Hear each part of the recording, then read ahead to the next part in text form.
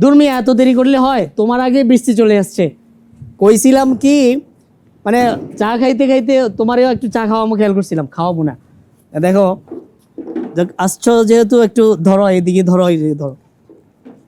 একটু ওয়েদারটা একটু অন্যরকম হয়ে গেছে, তো এই ওয়েদারের সাথে তো চাই যায়। তো চিন্তা করলাম আমাদের তো চা আছে, এই বৃষ্টি নেমে গেছে। আচ্ছা, অলরেডি বৃষ্টির ভিতরে আমরা চা বানাচ্ছি।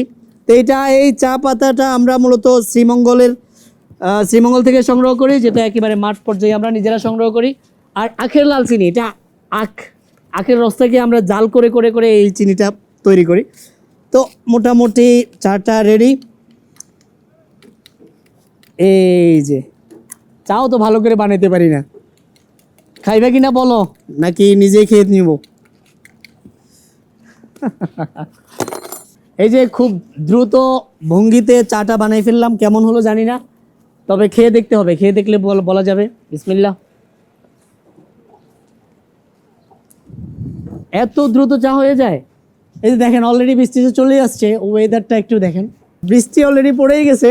তারপরেও বলতেছি, এই ওয়েদারের সাথে আমাদের শ্রীমঙ্গলের গোলটি এবং লাল চিনি আর মুড়ি চমৎকার যাবে, চমৎকার ইনশাআল্লাহ।